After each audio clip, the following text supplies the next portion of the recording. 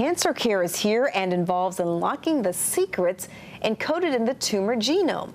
Dr. Tony Castillos III from Personalized Hematology-Oncology of Wake Forest is here to tell us what it means. Thanks for being here. Thank you. So your practice focuses on personalized cancer treatment. What exactly do you mean by that?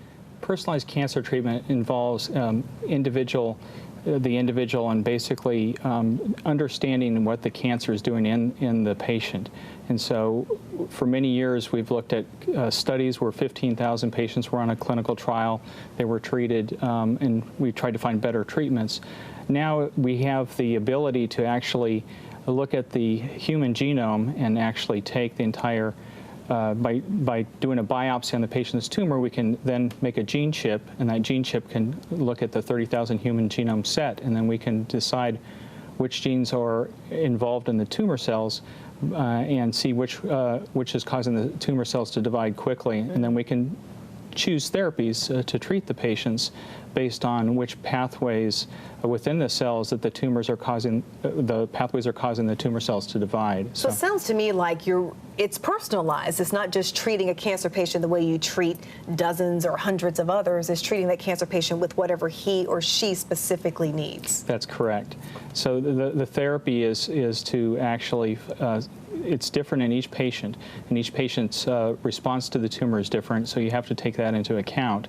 Additionally, the tumor may divide differently in different patients, and so you have to look at that, and then by identifying which pathways are important for the cells to divide, you can then select targeted or molecularly targeted therapies to cause the cancer cells to die, so that the patient is able to live longer and have better quality of life. You really pride yourself on collaboration with other community partners, don't you? Yes, I do.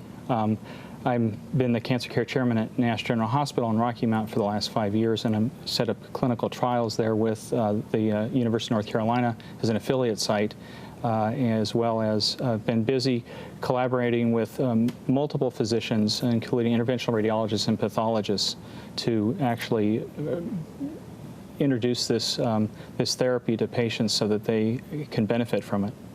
Let's talk about your approach, how it actually means lower costs to patients. Well, that's a good question.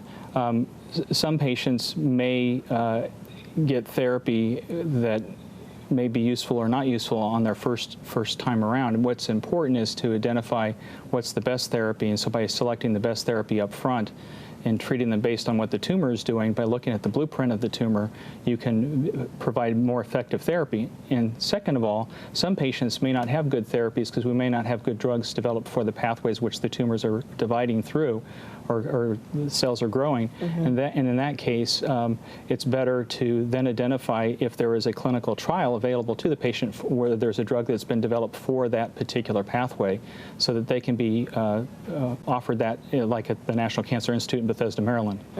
So what stage would someone come to see you, someone who is diagnosed with cancer? Well, usually the referring physicians will refer the patient to me at the time when the diagnosis is being made, and then so that the biopsy can be taken and the fresh tissue processed to make a gene chip. And so it's really important to be able to do that up front. So right as the patient's being diagnosed, I'm usually referred a patient, and then we can actually work in collaboration with interventional radiologists, surgeons, and radiation oncologists to put together the therapies for the patient. Refreshing to hear about new approaches. Doctor, thanks so much for coming in to talk with us. Thank you.